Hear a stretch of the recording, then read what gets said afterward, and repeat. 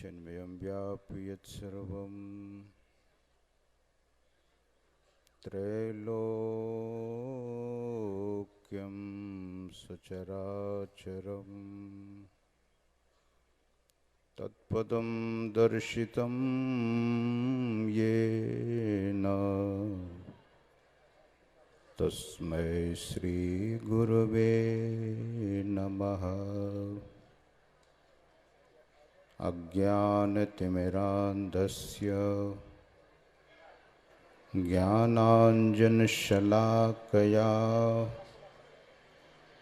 चक्षुरुन्मीलितं येन तस्मै श्रीगुरुवे नमः। ज्ञानोदधिरुज्ञानघन सद्गुरु शंकर रूप नमो नमो बहुबारही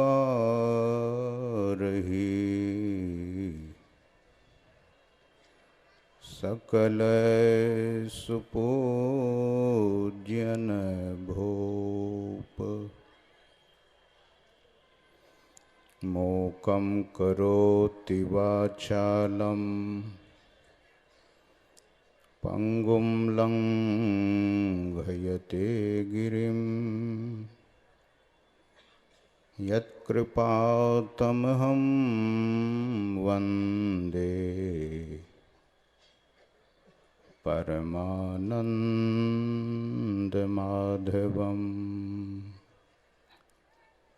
बोलिए श्री सद्गुरु महाराज की जय। प्रातः स्मरणीय अनंत श्री विभूषित परमाराध्य परम पूज्य पाद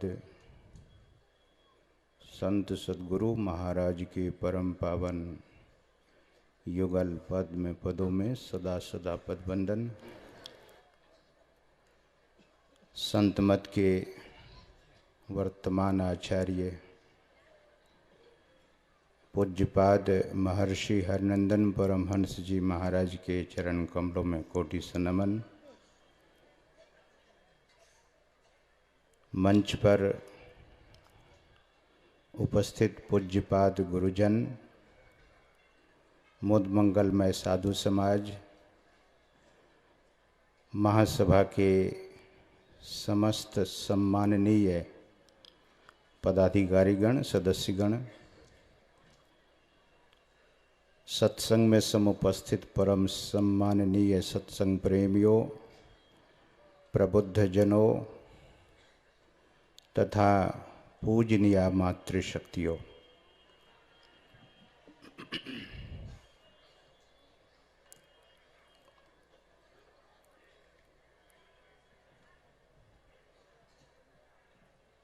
भगवान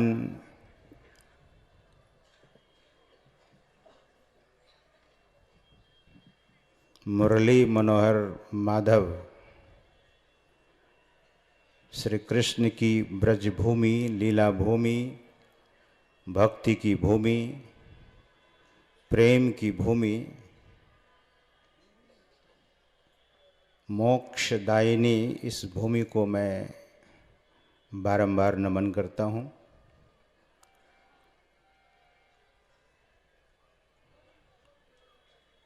हम आप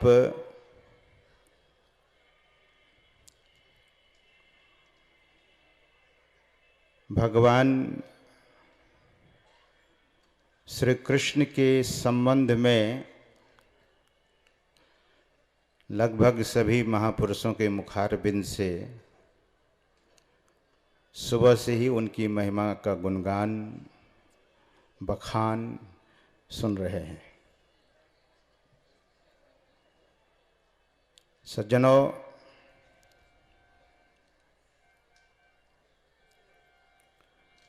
यह जीवन हम सबों को भेंट स्वरूप मिला है। यूं कह सकते हैं कि दान स्वरूप यह जीवन हम सबों को मिला है। भगवान श्री राम के संदेश को हम आप सुन रहे थे। कबहुँ करी करुणा नर देही, देत ईस बिनु हेतु सनेही।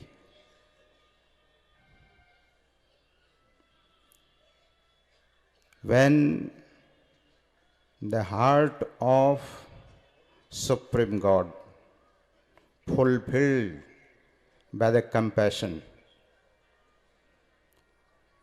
then the Supreme God has given this precious human body to us. हम सबों को मनुष्य का शरीर दिया है। भगवान कहते हैं कबहुँ करी करुणा कर, कभी जब उनके हृदय में करुणा हुई, करुणा की बाढ़ आई, कबहुँ करी करुणा नरदेही, मनुष्य देह देने की कृपा की। देत ईश, किसने दिया?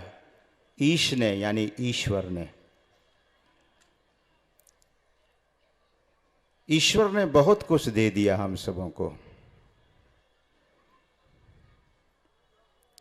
कल से अगर ब्रह्मांड से एक सूचना आ जाए कि सूर्य की रोशनी में भी मीटर लगेगा तो लोग परेशान हो जाएंगे।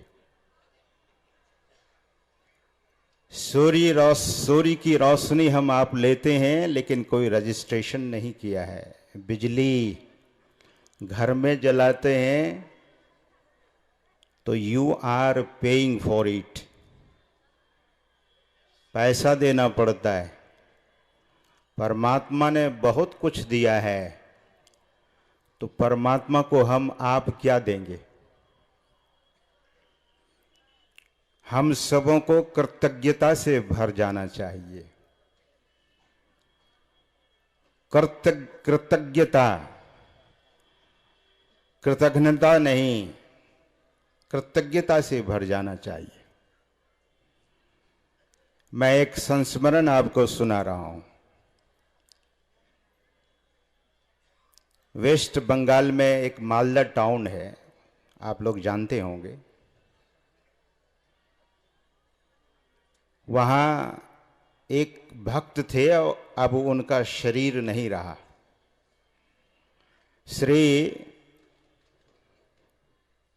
अब तो वो स्वर्गीय हो गए, तो स्वर्गीय रामेश्वर अग्रवाल जी, उनके यहाँ मैं सत्संग करने गया था। स्तुति प्रार्थना के बाद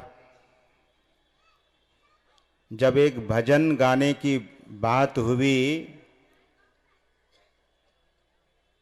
तो मैं एक भजन गाया और उसके बाद रामेश्वर बाबू से मैंने कहा कि आप भी एक संतवाणी गाइए। संतवाणी गाना उसने प्रारंभ किया और बच्चे की तरह रोने लगे। संतवाणी पूरी नहीं कर सके।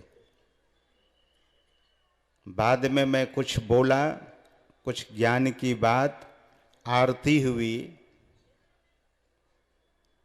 तो मैंने रामेश्वर बाबू से पूछा कि आप भजन गाते गाते क्यों रोने लगे? उन्होंने एक संस्मरण सुनाया सद्गुरु महाराज के सानिध्य में, उनके दर्शन पर्शन करने के क्रम में। उन्होंने यही कहा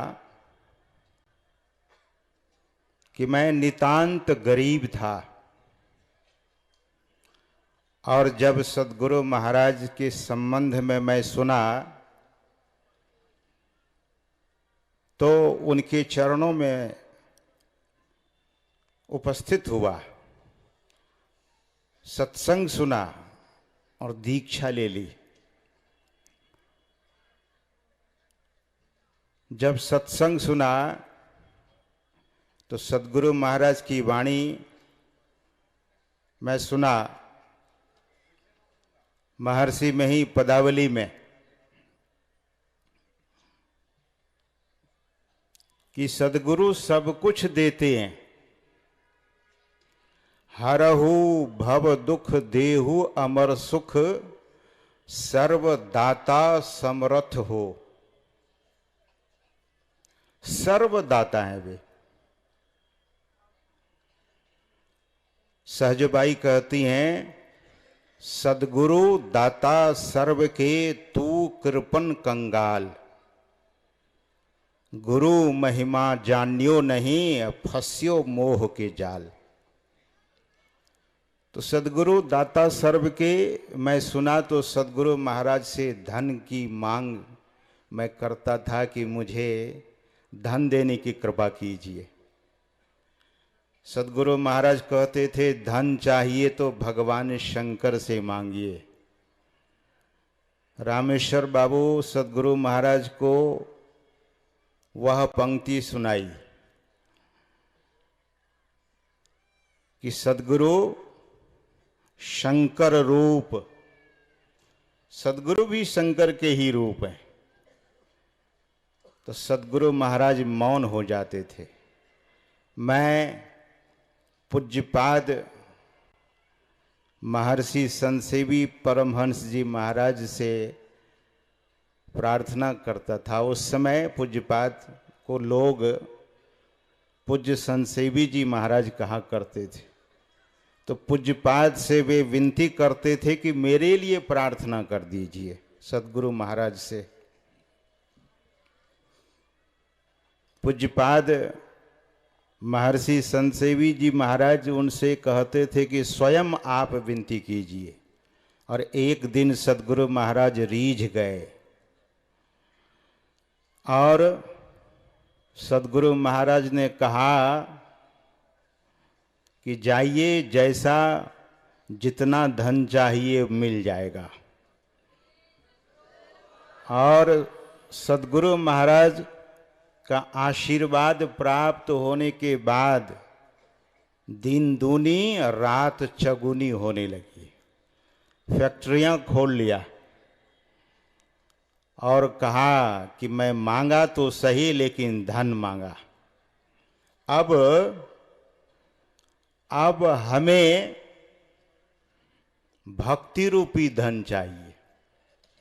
मैंने कहा, बहुत अच्छी और ऊंची सोच है आपकी। इस बीच में जो बात कहने योग्य है वह यह कि रामेश्वर बाबू जब भी सद्गुरु महाराज के चरणों में दर्शन करने, सत्संग करने आते थे तो उनके पास जो कुछ होता था अवश्य भेंट करते थे।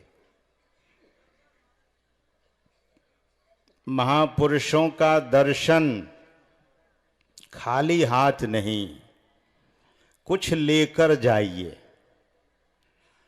और हम आप सभी बहुत प्रेमी लोग, जैसा कि मैंने आपसे निवेदन किया कि यह ब्रज भूमि प्रेम की भूमि है।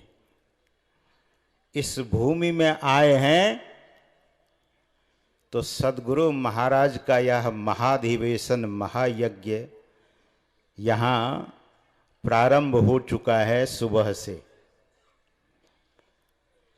तीर्थ क्षेत्र में अगर कोई व्यक्ति 1 गुना पुण्य करता है तो उसे 1000 गुना मिलता है। तीर्थ क्षेत्र में अगर 1 गुना पाप करता है तो उसका फल 1000 गुना ज्यादा हो जाता है। तो यह ब्रज भूमि तीर्थ है, परम पुनीत भूमि है।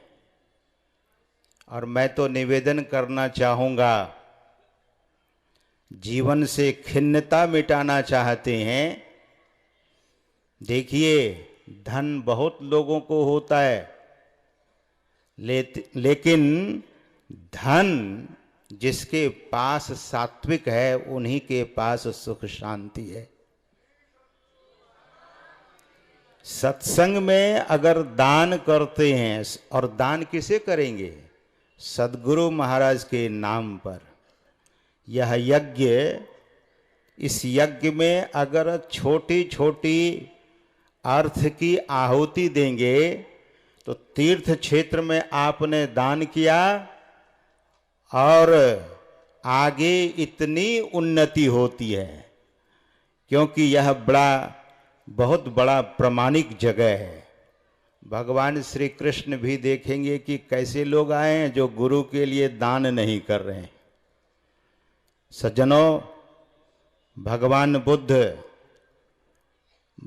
बुद्ध के इतिहास में एक ऐसा संस्मरण है।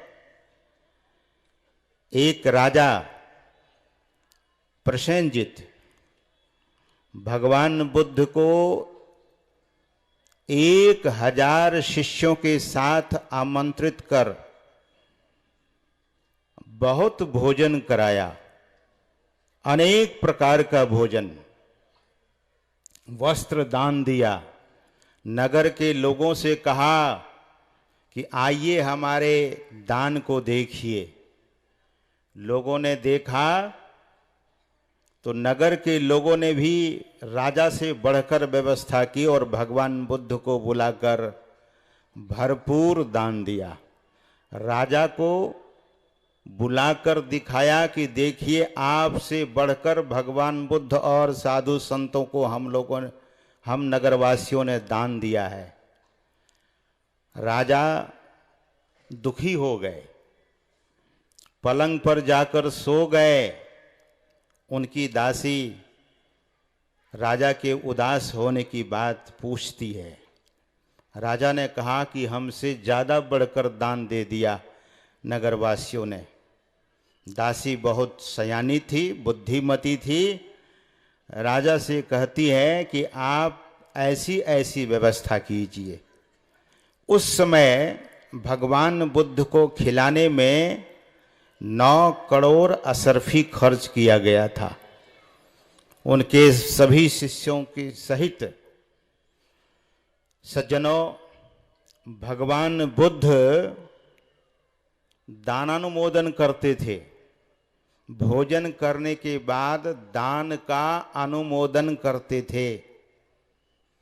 लेकिन भगवान बुद्ध ने राजा के असदृश दान को पाकर दान का अनुमोदन नहीं किया। राजा बड़े दुखी हो गए। भगवान बुद्ध जब चले गए अपनी कुटिया में तो राजा भी पीछे पीछे गए। भगवान बुद्ध बैठे थे। राजा प्रणाम कर एक ओर बैठ हाथ जोड़कर पूछते हैं कि हे तथागत, मेरे दान देने में कोई भूल हो गई, कोई त्रुटि हुई, कोई गलती हो गई? भगवान बुद्ध ने कहा कि नहीं राजन, आपका दान असदृश दान था, लेकिन मैं दानानुमोदन नहीं किया। राजा ने पूछा कि हे तथागत, आपने दान का अनुमोदन क्यों नहीं किया? भगवान बुद्ध ने कहा, आपके पास 2 अमात्य है, एक शुक्ल और दूसरे कृष्ण। शुक्ल नाम का जो मंत्री था वो सोच रहा था कि काश मेरे पास भी इतना धन होता तो मैं भी भगवान बुद्ध सहित उनके हजारों हजार शिष्यों को दान देकर पुण्य का भागी बनता।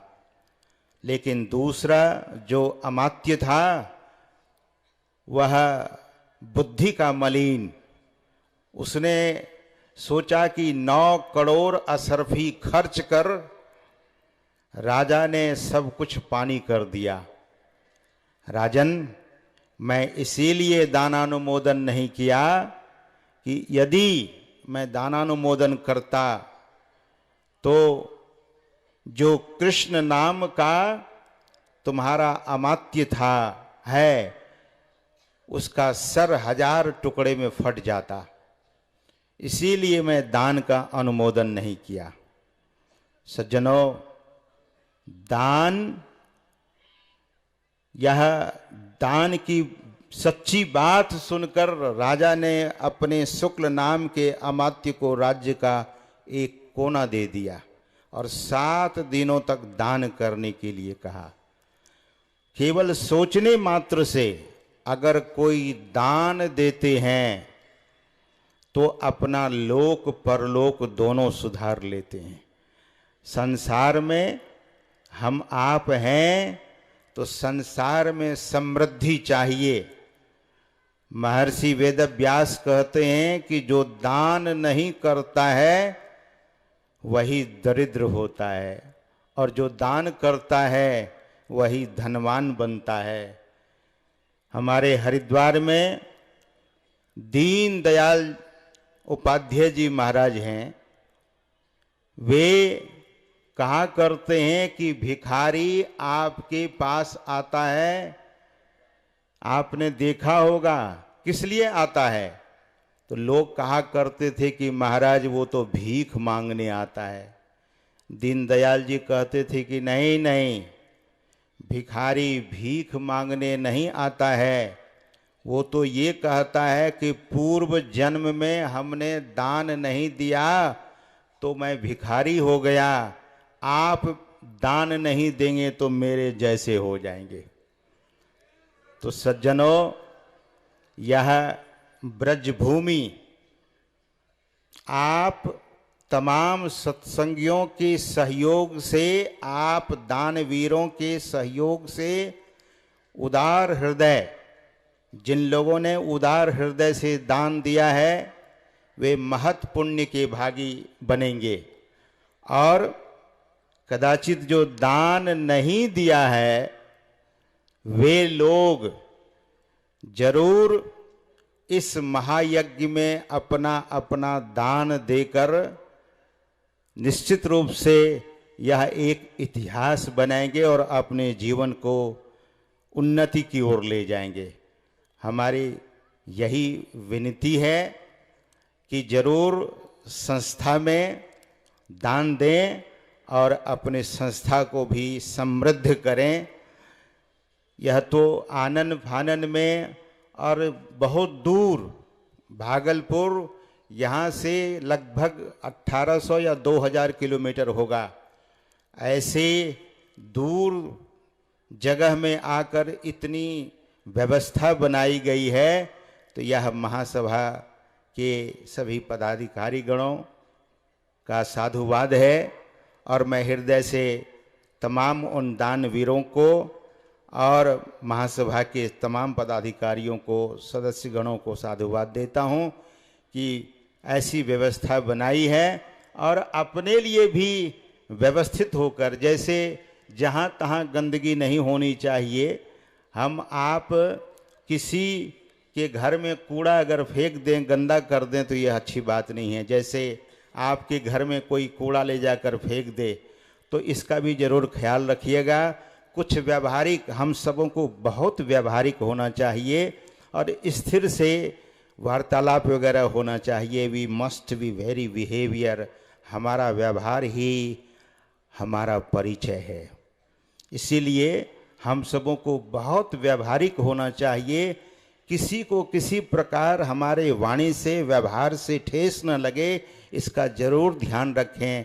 आप ऐसे वैसे लोग नहीं हैं, आप महर्षि में ही परमहंस जी महाराज के शिष्य हैं, इसका गौरव होना चाहिए। और एक बात निवेदन कर मैं अपने वाणी को विराम देना चाहूँगा। सदगुरु महाराज से किसी ने पूछने का हिम्मत किया था, साहस किया था। क्या? एक कोई सज्जन थे, सदगुरु महाराज से पूछा था, महर्षि जी आप राष्ट्र का क्या करते हैं, कौन सी सेवा करते हैं? तो सदगुरु महाराज ने कहने की कृपा की थी कि मैं देश के नींव को मजबूत कर रहा हूं, और आज मैं देख रहा हूं कि संत मत का सत्संग बिहार प्रदेश से अब उत्तर प्रदेश में, और उत्तर प्रदेश को आजकल उत्तम प्रदेश कहा गया है। तो इस उत्तम प्रदेश में आकर राष्ट्र के नींव को मजबूत हम आप लोग कर रहे हैं। और अंग्रेजी में दान के लिए डोनेशन शब्द होता है। यहाँ बहुत सारे पढ़े लिखे लोग हैं, डोनेशन शब्द को तोड़िएगा, डू और नेशन, नेशन के लिए कुछ कीजिए, डोनेशन। तो जरूर हम आप दान करें और अपने जीवन को उन्नति की ओर ले चलें। इन्हीं शब्दों के साथ मैं अपनी वाणी को यहीं पर विराम देना चाहूँगा। बोलिए श्री सद्गुरु महाराज की जय।